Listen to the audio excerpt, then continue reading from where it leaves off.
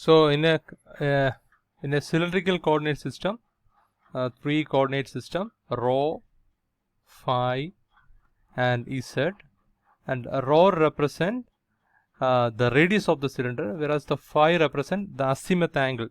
So this is a point P.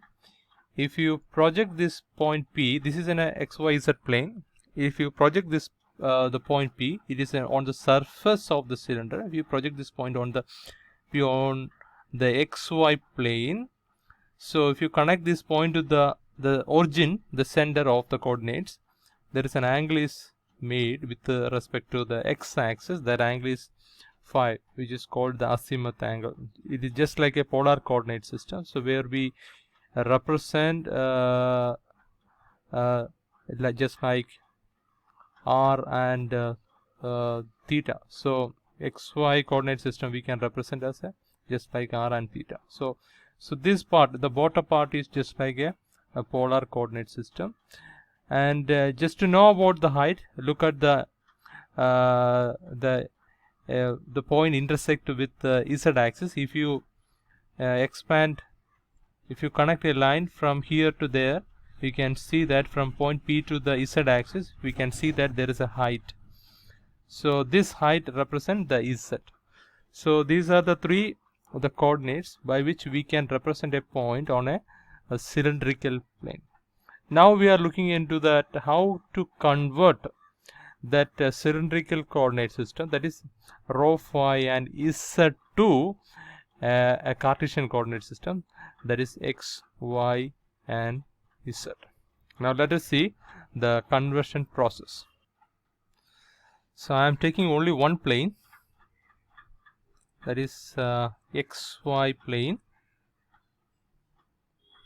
This is xy plane, and this is the point P here. This is the top view. This is the point P, and this is the rho, the radius of the cylinder, and this is the angle phi. This is the top view.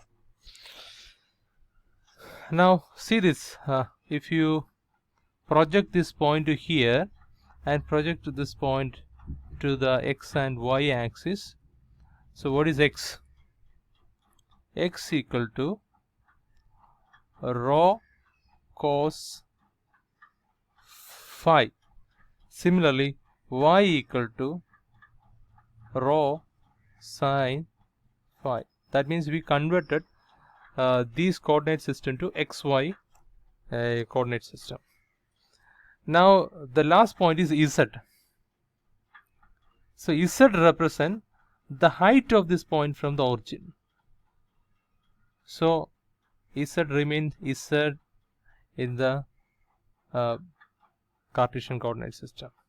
So by using this formula, we can convert any points in a cylindrical coordinate system to Cartesian coordinate system.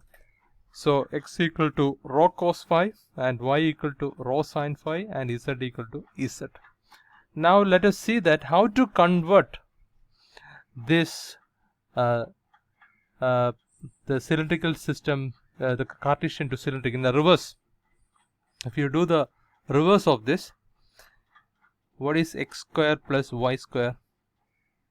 X is rho cos phi the whole square plus y square is equal to rho sin phi the whole square, and take the square root,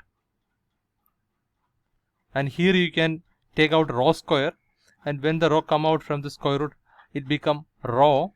Then the remaining part is cos square plus cos square phi plus sin square phi, that become 1. That means rho equal to x square plus y square. Now take y by x. So y by x equal to, so y equal to rho sin phi, x equal to rho cos phi. So rho get cancelled. Sin phi by cos phi is equal to tan phi. So tan phi equal to y by x. Then phi become tan inverse of y by x. So now we got rho, now we got 5. Now what is z? Z equal to z. So by using this formula, we can convert a Cartesian to cylindrical or cylindrical to Cartesian coordinate system. Now let us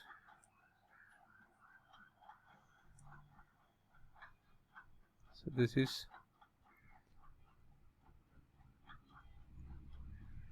cylindrical to Cartesian coordinate system. So x equal to rho cos 5 and y equal to rho sin 5 and z equal to z. And here Cartesian to cylindrical, what is rho? Rho equal to x square plus y square. This is the radius. So x square plus y square, we know that. See, this is the rho. So x, this is the y. So x square plus y square equal to rho square. Then what is phi? So phi is equal to tan inverse of opposite side by adjacent side y by x, and z is same, z equal to height.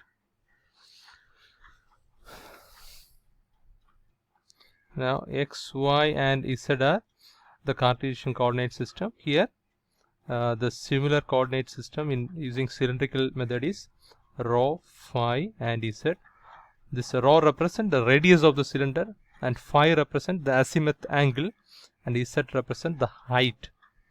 So now using this formula, it is easy to convert a cylindrical coordinate system to Cartesian and vice versa. So that is coming to the end of today's session.